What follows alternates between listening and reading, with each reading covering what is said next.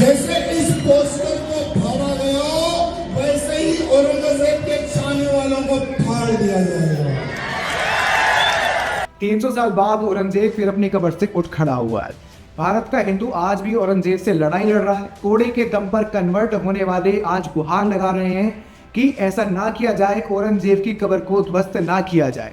दरअसल महाराष्ट्र के संभाजी नगर में औरंगजेब की कब्र है, जिसे हटाने के लिए बजरंग दल और विश्व हिंदू परिषद ने महाराष्ट्र सरकार को अल्टीमेटम दे दिया है। बीएचपी और बजरंग दल के नेताओं ने बड़े स्तर पर आज प्रदर्शन किया है।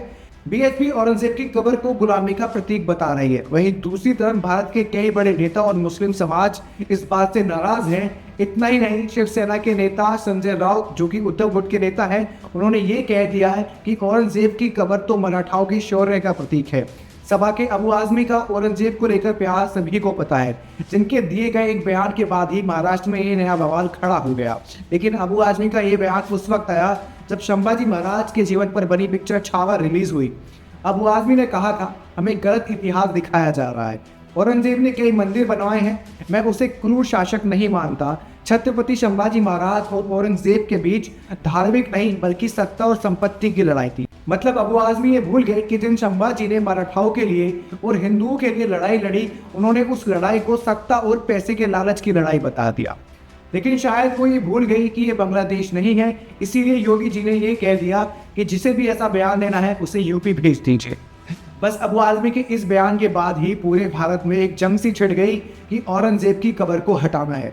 औरंगजेब के नाम पर विवाद भारत में नया नहीं है। अब से पहले भी औरंगजेब की तारीफ कई बार की जा चुकी है। वैसे तो औरंगजेब की मौत 1707 में हुई थी। उस वक्त ये कब्र केवल मिट्टी की बनी हुई थी। अबू आजमी ने यह बयान तो दे दिया, लेकिन वो ये भूल गए कि ये हिंदुस्तान है, बांग्लादेश या पाकिस्तान नहीं। उनकी इस बयान के बाद सीएम योगी ने उन्हें खुली इजाजत दे दी कि वो यूपी में आ जाएं। सपा से भी कह दिया कि अपने ऐसे नेताओं को यूपी में भेज दो, इलाज हम कर देंगे। बस अबू आजमी के इस बयान के बाद पूरे भारत में औरंगजेब की कब्र हटाने के लिए मांग तेज हो गई। औरंगजेब के नाम पर विवाद भारत में नया नहीं है।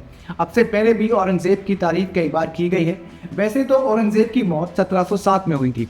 उस वक्त ये कब्र केवल मिट्टी की बनी हुई थी, जिसे बाद में अंग्रेजों ने संगमरमर की बनवा दिया। लेकिन आज भी हिंदुस्तान का मुसलमान इस कब्र पर आकर अपनी श्रद्धांजलि देता है और औरंगजेब को याद करता है। देश एक तरफ जहां गुलामी की सभी निशानियों को जड़ से उखाड़ने की कोशिश कर रहा है, तो वहीं सपा और शिवसेना जैसी पार्टियां आज इन निशानियों को धरोहर की तरह संजोकर रखना चाहती हैं। लेकिन महाराष्ट्र सरकार का और महाराष्ट्र के लोगों का मूड बिल्कुल अलग है। सीएम देवेंद्र फडणवीस ने बोल दिया है कि क्रूर औरंगजेब के बर्बर विचारों का महिमा मंडन करने वालों के खिलाफ सख्त कानूनी कार्रवाई की जाएगी। उसके विचारों को वहीं कुचल दिया जाएगा।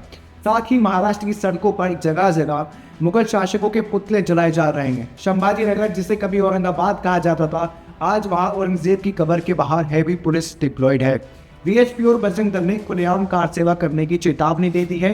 टी राजा, जो एक हिंदूवादी नेता है, उन्होंने भी बीएचपी और बजरंग दल को सपोर्ट कर दिया है।